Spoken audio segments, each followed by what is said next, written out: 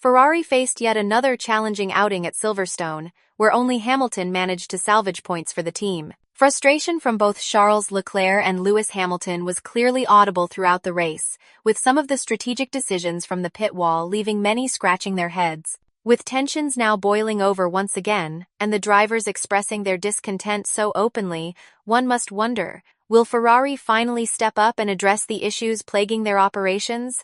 Or is it time for them to turn their focus entirely to the 2026 campaign? Once again, the weekend exposed deep cracks within the organization, especially when it comes to race strategy and internal coordination. Before the lights even went out, Leclerc took a significant risk, opting for slick tires under the assumption that the track conditions were dry enough. That move, however, quickly backfired.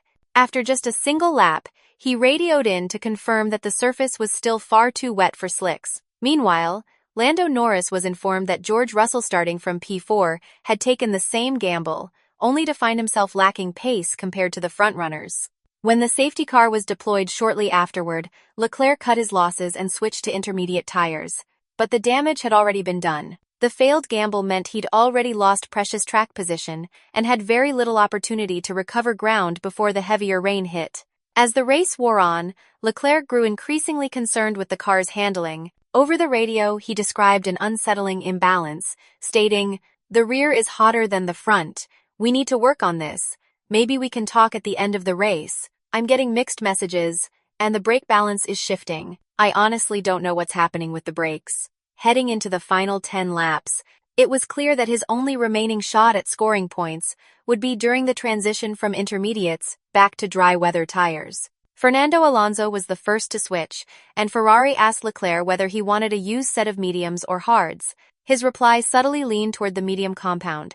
But in yet another breakdown in communication, Ferrari fitted a set of soft tires instead, a decision that proved to be a costly mistake. Leclerc struggled with grip, and in a near-disastrous moment at turn 15, he nearly collided with Carlos Sainz, damaging the front wing of his former teammate. He limped to the finish in 14th place, and his frustration came pouring out over the team radio. "Yeah, that was effing bad. Sorry, I don't even have the words.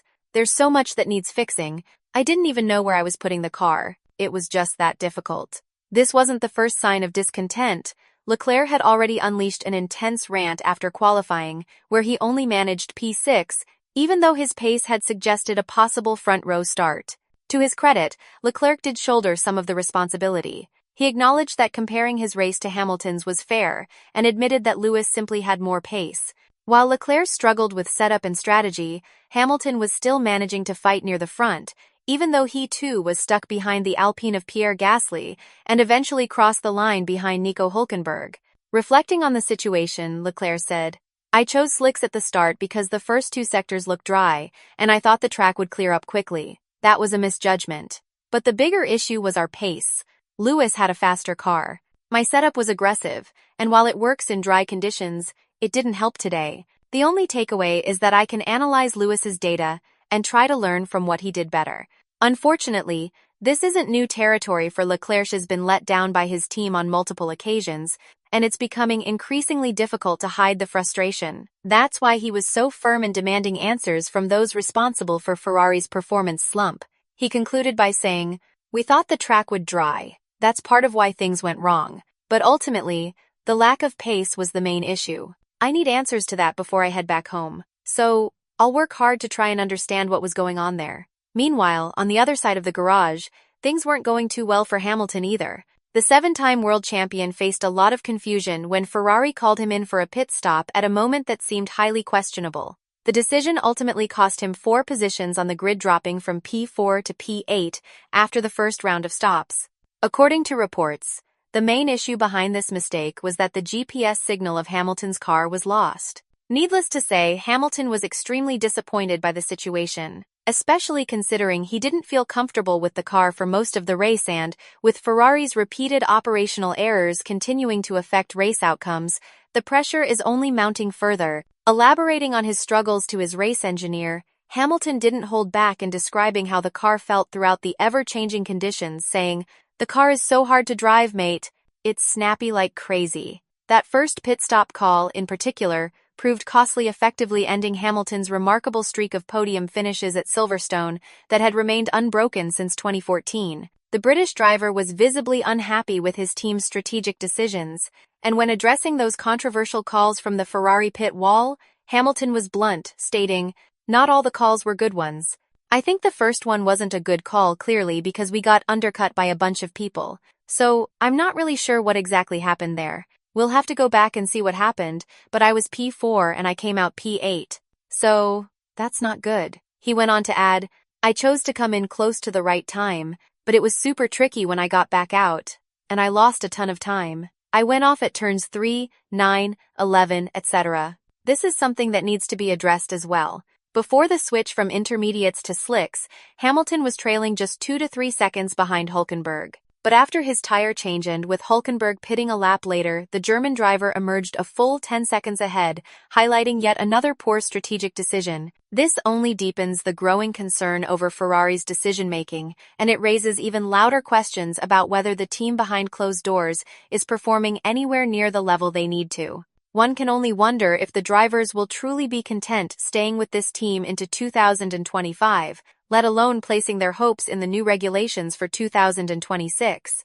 That's why serious internal talks need to be held between team principal Frédéric Vasseur and his engineering crew. There's no question that Charles Leclerc felt extremely uncomfortable with the SF25, largely due to the massive lack of pace. In fact, he later admitted that he needs to study Lewis's performances statement that should concern Ferrari deeply, considering they finished behind a Sauber purely on race pace. For Hamilton, it was the second time this season after Spain that he's had to endure such a situation. But what this really shows is that Ferrari, as a team, still has a long way to go if they want to consistently fight at the front. And sadly, that gap might now be too big to close within the remaining races of the season. Even more worryingly, Leclerc doesn't believe the car's core problems can be solved. Before the race, he seemed confident, insisting that he and his engineers knew exactly what the issue was and that it needed to be fixed for the future. But after Silverstone, a far more dejected Leclerc emerged, admitting that they might be stuck with this issue for quite some time. While Vasseur has since dismissed this concern publicly, when addressing the issue that Leclerc had raised, the Frenchman pointed out that Leclerc refused to disclose specifics, saying only, "I have to stick to the team order. I won't disclose it. It can be fixed, but it's true that we're struggling with something." So what's next for Ferrari? The team is now grappling with the fact that they're not properly receiving, interpreting, or acting on the driver's feedback, something that must be addressed with urgency. Hamilton, too, didn't mince words after the race, pointing to how those struggles stripped him of a likely podium. He explained, "I just struggled to keep up. The tires dropped off massively, and the car was unbelievably tricky to drive. I think ultimately I learned a lot today. There's a lot to take from the day. It's only my second time driving in the wet with this car. It's not one that likes these conditions.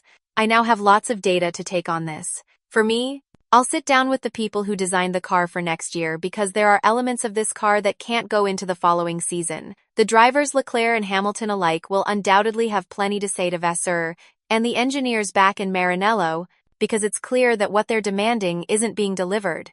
Beyond the communication breakdowns and strategic errors, they're left with a car that simply refuses to respond the way a top contender should. And if Leclerc and Hamilton, two of the sport's most skilled drivers, are being forced to wrestle with such an uncooperative machine, then it's only a matter of time before they bring serious pressure on the team to fix things fast. With all of this in mind, what do you think about the radio messages from Hamilton and Leclerc regarding the behavior of the SF25?